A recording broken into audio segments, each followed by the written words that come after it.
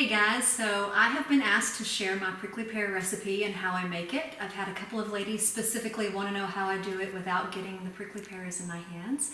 It's actually a lot easier than you would think, so sit back and enjoy. I'm going to show you how I do it. Okay, so the first thing that you need is a good pair of tongs and a bucket. Whenever I'm out in the field, I want to make sure that I do not get prickly pears all in my hands, so I use a pair of tongs. Pick the pears off of them, put them in a bucket, and just move on to the next one. I prefer to get the ones that are as dark red as I can find, preferably like a deep Merlot or like a red wine kind of color. That's going to let you know that they are ready. If they don't pop just right off of the fruit or right off of the cactus, then they're not ready to go. So if you're having to fight to get them off, then they're not quite ready.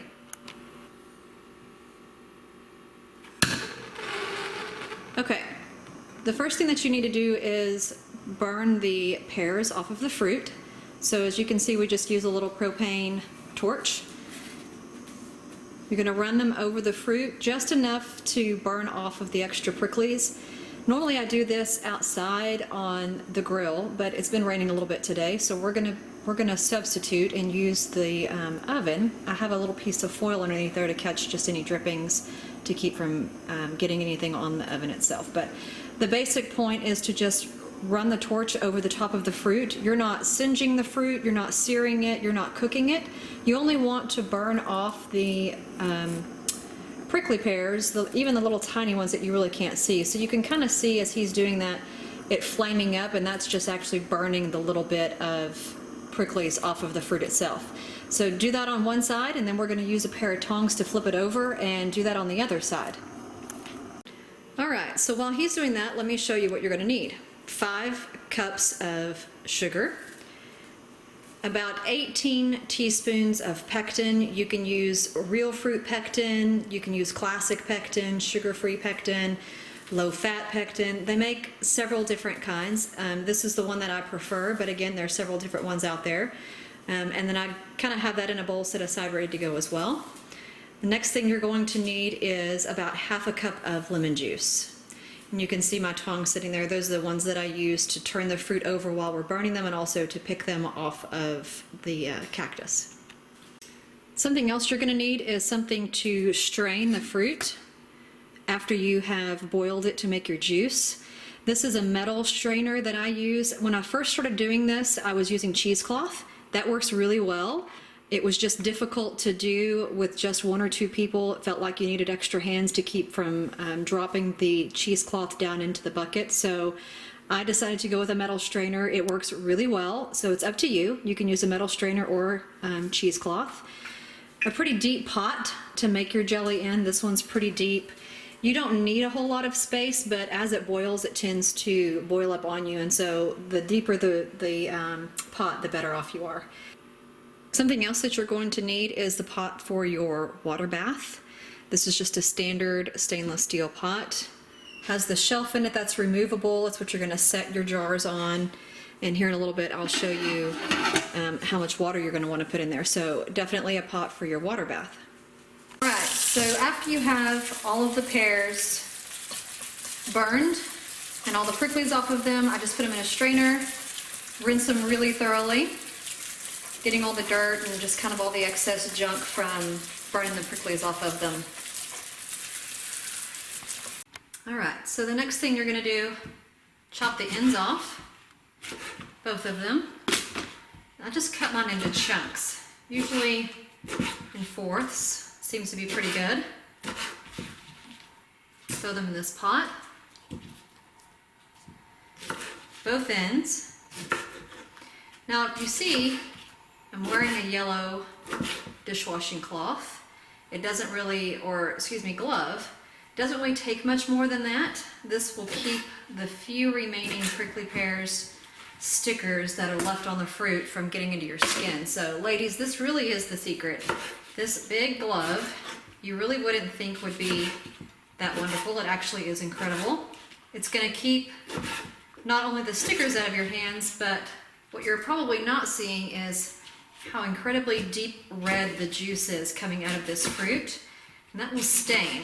It will stain your cutting board, it can stain your countertops, whatever clothes you're wearing, it'll stain your skin for a little while also. So this kind of keeps that juice off of me as well, so I don't get red everywhere.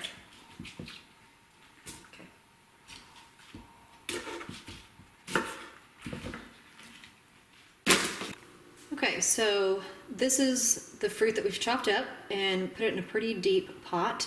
This is actually my trick to not peeling them. I know some ladies that try to peel the fruit, and I think it's rather tedious and maybe a little unnecessary depending on how you like to do it. This is the easiest way I have found. So pot with the fruit chopped up in it, and I'm going to fill that with just enough water to cover the fruit. So you don't want to fill your pot up, but you need just enough water to barely cover the fruit.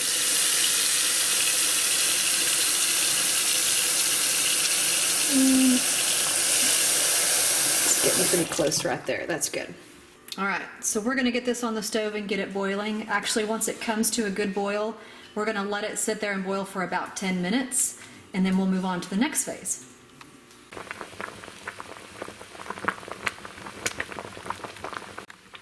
Okay, so we have boiled this for 10 minutes, and now I'm just gonna use a potato masher to smash the fruit, mostly just trying to get as much juice out of the fruit as I can. So I'm going to do this for probably about 5 minutes, and then we'll be ready to strain it. Okay, so we have everything mashed, and we are going to strain our juice. So this is the part that you can use either a metal strainer or cheesecloth, whatever works best for you. It's definitely a two-person job. I couldn't do it by myself. It takes one person to pour everything in there and one person to hold the strainer. So we're going to get this strained, and what will be left over will be the fruit in the top and the juice in the bottom. Okay, so we have our juice ready. We're going to get things started to make the jelly itself.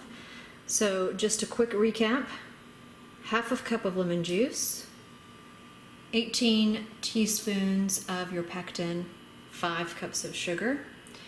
So the first thing you want to do when you get started, you want to get your jars as warm as you can. You don't have to get them hot, just get them warm. So these are sitting in some hot water to try to get them as warm as possible. You don't obviously want to put boiling hot jelly into a cold jar. That would be a catastrophe. The other thing I've done is went ahead and turned the heat onto the water bath. We're going to get it started getting hot. That way by the time we're ready to pour jelly into jars and get jars into the water bath, the water is hot and ready to go. So we're going to get everything started. We're going to start out with 2.5 cups of juice. Good. All right. So there's our first cup. I'm going to get 2.5. The great thing about this is, as you can see, just that first batch of fruit made quite a bit of juice. So you really don't have to make a whole lot. I make a lot just because I use it throughout the year. I sell a lot of jelly and give away a lot of jelly. But you also have the option of doing lots of things with your juice. You can make prickly pear margaritas, you can make jelly. There's lots of different things out there, so you can see that this gives you a lot of options. So we have our 2.5 cups of juice. We're going to add in our 1/2 cup of lemon juice, and I'm going to go ahead and get that started getting warm.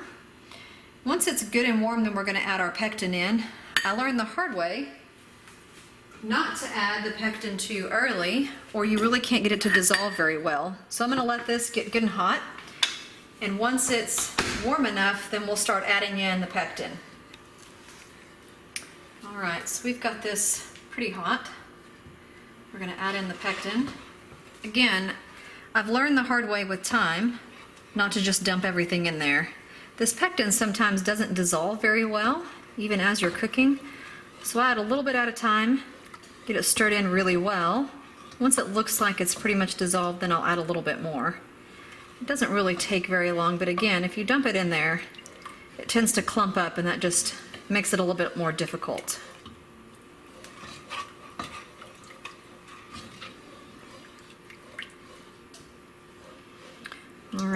once we get all of this in here, we're going to get it dissolved. We're going to bring it to a rolling boil.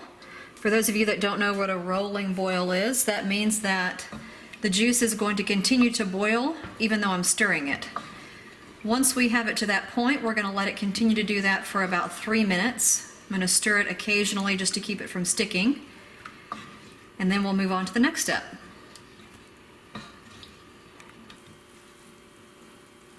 Alright, so this is a hard boil. You can see that even though I'm stirring it, it continues to boil. So we have our timer set for 3 minutes. At the end of this 3 minutes, then we're going to add our sugar, bring it back to a hard boil, and do that for 2 minutes. Okay. Alright, so it's been 3 minutes. We're going to add in our sugar. You don't have to add this one in quite as slow because sugar dissolves pretty easily when it gets hot. I do just so I don't get splashed or overwhelmed by the amount going in.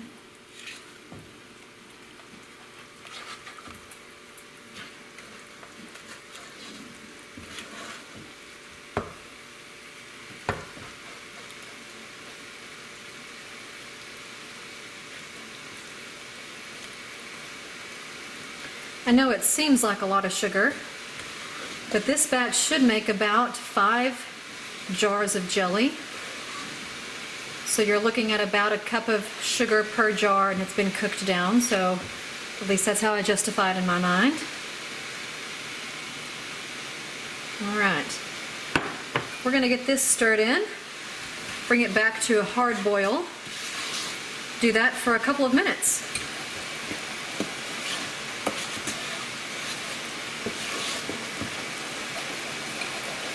This is the tricky part, mostly because it's getting pretty thick, and once this starts to boil, it'll actually bubble out.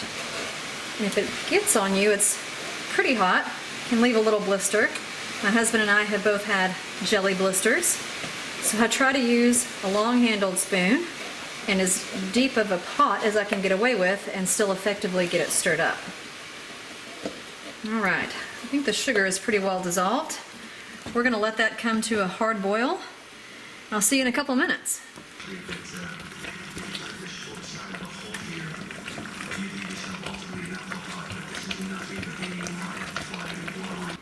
Okay, so we have hard boiled for 2 minutes. Now we're going to put them in our jars. So if you look over here, I'm going to pour those into the jars.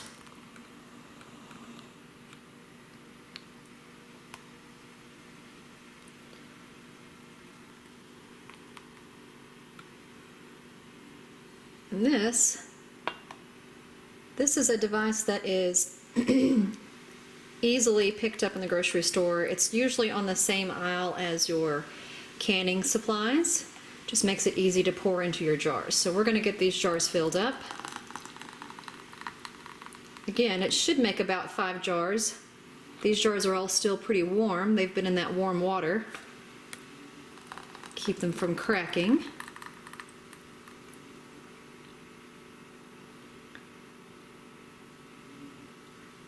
There we go, about 5 jars worth.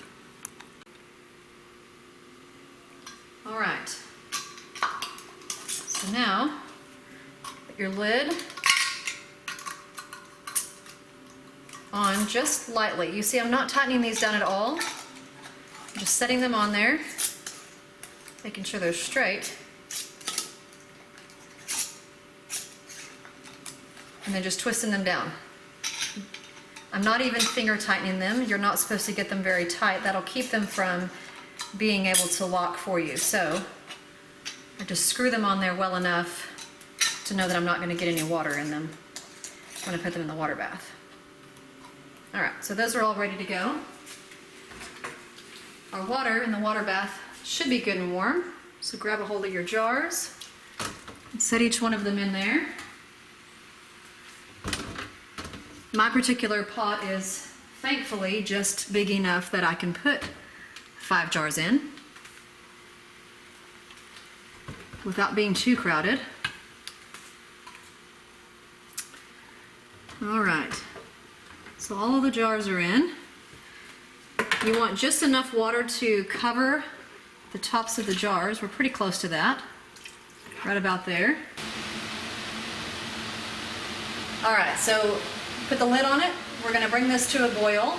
You need this to boil for a minimum of 10 minutes. There's also an algorithm, there's charts out there that will let you know how many minutes you need to add on based on your altitude.